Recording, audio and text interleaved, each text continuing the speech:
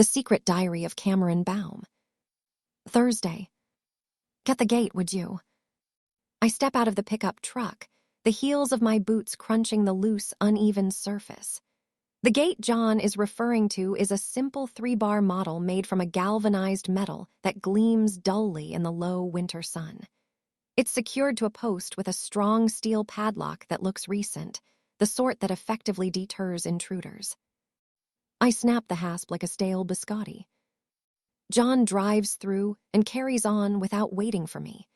I discard the broken padlock in the undergrowth and close the gate as best I can, then follow behind. It's lucky we found this place. The pickup has stopped a quarter-mile from the gate. This place is a fire road high in the hills above the San Fernando Valley. Less than a mile away is Everlast Data Systems, where the T-888s are doing whatever it is they're doing. Around us is typical high desert vegetation, mesquite bushes, and untidy scrub pines shaped by the wind. In the summer months, areas such as this all over Southern California become dry as tinder and just as flammable.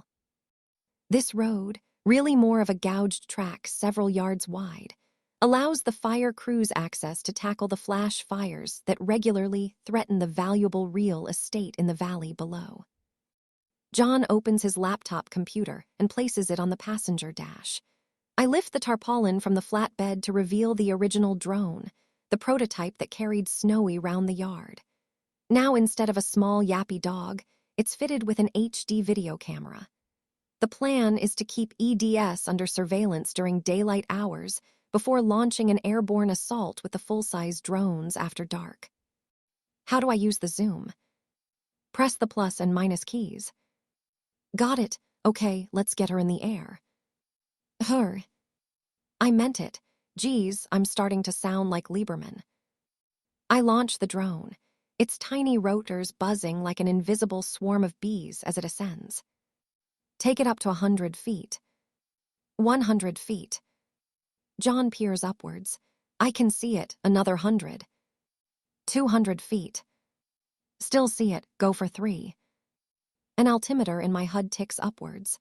300 feet. John squints.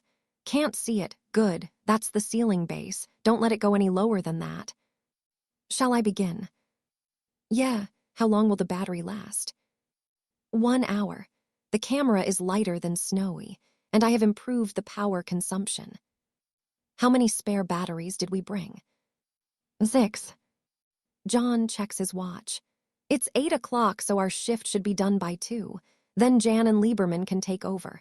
They have more batteries, right? They're buying more this morning.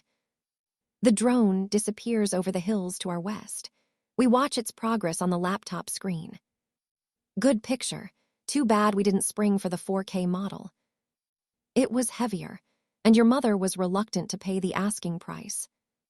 Yeah, Mom's pretty budget conscious these days. Daniel says she's tighter than 2 coats of paint. Huh, not to her face, I'll bet. On the screen, the trees and scrub give way to a large building, surrounded by a tall chain-link fence. Looks the same as the video. Even the SUVs are parked in the same positions. Does the camera record sound? Yes, although the motors and wind noise are likely to make all but the loudest sounds inaudible. We're too high up anyway. Okay, swing it towards the guardhouse. The guardhouse is a single-story mobile unit that's obviously a recent addition to the site. The churned-up earth from a backhoe used to level the ground is clearly visible. Can you improve the angle? Not without going lower. You said 300 feet was the ceiling base. This'll have to do then. The guardhouse has 2 long glass windows through which we can peer inside. From this height we can see 2 men, both seated at a desk. We can't see their faces. Definitely human, John declares after studying the image. How can you be sure? Look what's on the desk. Cigarette pack, ashtray, that silver cylinder. I'm pretty sure it's a thermos, probably coffee. Ever meet a coffee-drinking cyborg who enjoys a cigarette? No. I rest my case. Why do humans smoke? I ask. Really, we're doing this now. I am curious. Tobacco smoke is a notorious carcinogen. There are extensive studies published proving it is deleterious to human health. Not everyone who smokes contracts cancer. It's basically a lottery. That you gamble with your life. And what is the prize? A nicotine high, I guess. Did you ever smoke? Once or twice, when I was a kid. So you broke the law and risked your health. It is hard not to sound censorious. This man is the world's best and only hope after all. It was just me acting out. My foster parents kept on at me not to smoke, so that just made me want to do it even more. Classic teenage rebellion. The moment I could smoke legally, I quit. Humans often do things that have a high-risk factor in pursuit of some transitory high. Some race fast cars, climb mountains without safety tethers, go diving in flooded caves, even jump off tall bridges attached to stretchy strands of elastic called bungee cords. This behavior is very puzzling. Go over to the roof. I want to check out that door. The building has a flat roof dotted with pipes and ventilation ducts, plus a more substantial section that juts up like a small, windowless bungalow. John adjusts the zoom. On one wall is clearly a door. Looks like sheet steel to me, and no keyhole, that's good. How so? Means it's not meant to open from outside. Less likely to have an alarm. No lock to pick, though. We'll need to use brute force. I like brute force. I know you do, he grins. Send the drone over to the parking lot. I want to take a look at the SUVs. The two black SUVs are next to the main building, parked side by side like two enormous bugs. John takes out his cell phone and presses fast dial. Daniel's voice answers. Yeah. It's us. Got a pen and paper. Oh, wait a second. Yeah, what's up? I'm looking at the two SUVs. Write down the license plates and see if you can track down the owner details. Might give us a clue. John recites the numbers. Got it. How's it looking? Nothing's shaking at the moment. That's a good sign, right? I don't know, might be. Mom there. She's out buying the batteries. She insisted. Said Jan and I spend too much money. You know, your mom's tighter then. 2 coats of paint. Yeah, so I hear. Think about telling her that.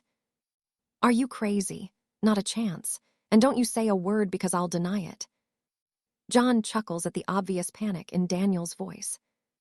What's the weather like up there? Will I need a jacket? It's pretty nice. Sun's out. I think you'll be okay. See any boogamen? Nope. Whatever they're doing, it's strictly an inside job. Okay, I'll get started on these numbers. Check in later. An hour passes. I bring the drone back, slot in a new battery, and send it up again. At 9:15, John's cell rings. Yeah. Trace the numbers. Nothing good, I'm afraid.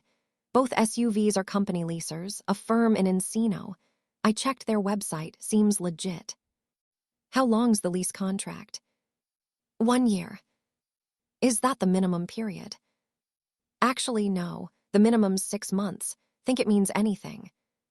Might. Perhaps what they're doing will take longer than 6 months, but less than 1 year. We still on for tonight. Don't see any reason to delay. Sooner we deal with this, the better. Another hour passes. The drone returns, a new battery fitted and up again. Man, this is duller than Chesapeake Shores, John complains.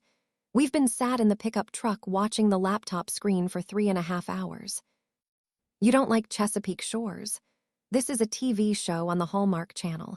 Mia and Snowy watch it. Nothing ever happens. It's a TV version of Mogadon. You don't think Jess is going to make a success of running her B&B? I couldn't possibly care less. Poor Jess, she always gets the short end.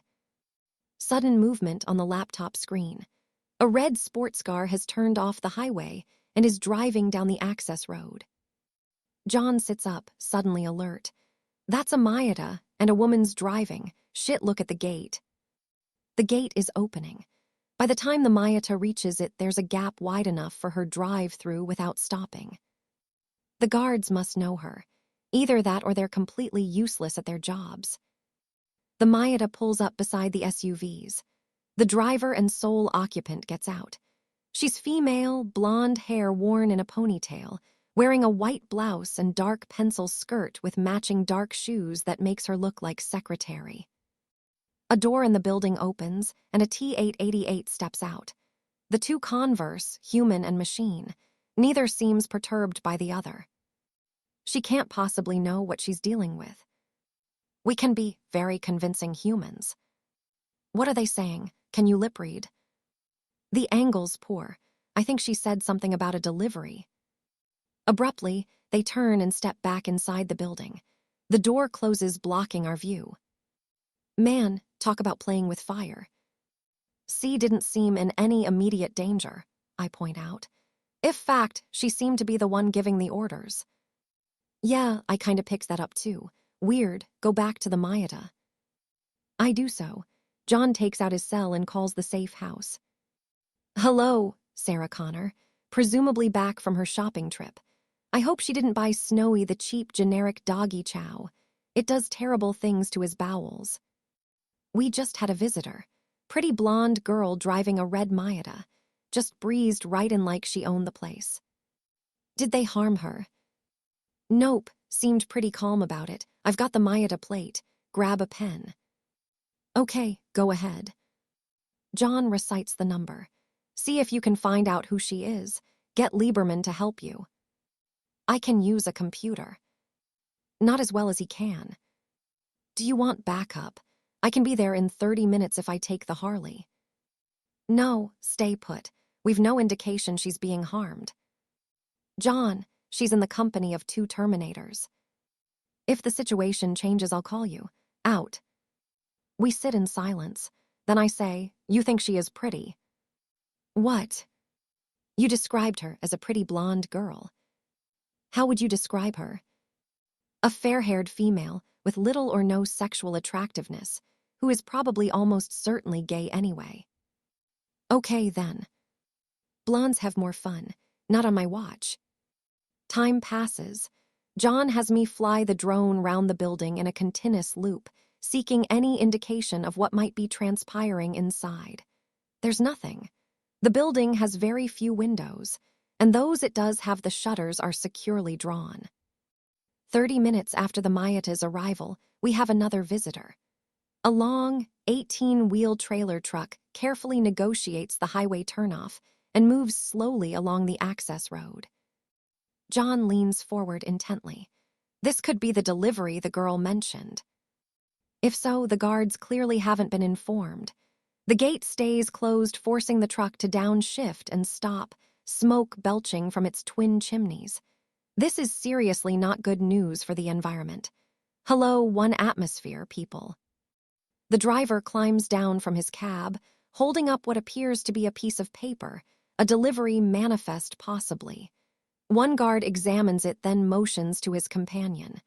The gate begins to open. The truck approaches the building, avoiding the parking area to instead reverse up to a raised loading bay. The chimneys belch even more smoke. I despair. I really do.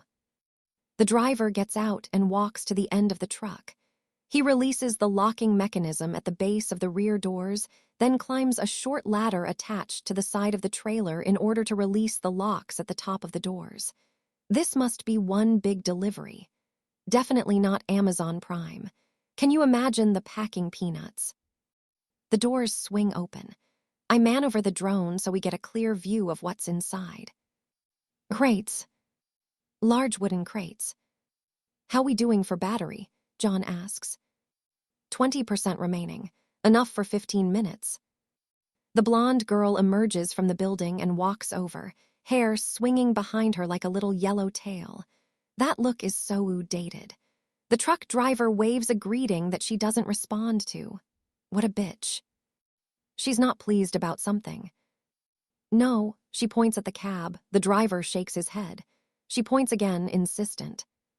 She's telling him to get back in the cab. Perhaps there's something in the crates she doesn't want him to see. The driver finally acquiesces, though he seems less than thrilled to be ordered around whilst doing his job. Perhaps he harbors a prejudice against bossy blonde bitches. don't we all? With the bulk of the trailer between her and the driver, she climbs up on the loading bay and grasps one of the wooden crates, lifting it effortlessly off the ground before carrying it inside the building. "Oh shit," John gasps. "Those crates look huge and heavy. There's no way she could lift them that easily unless..." "She's a Terminator," I finish for him. 3 Terminators, in cahoots, unprecedented. There are 16 crates in total, and she lifts and carries every one of them. In heels, no less. Clearly, this cyborg knows where to shop for durable footwear. Finally, with the trailer empty, she closes the doors. The bottom locks are re-engaged, then she looks up at the uppermost ones, which are at least 8 feet above her head. Instead of climbing the little ladder like the driver, she reaches up with her right hand. Her arm elongates until it is 3 times its normal length in order to close the locks. Beside me, John groans aloud. I share his pain. He knows as well as I do what this means. This is no ordinary Terminator. It's T-1000,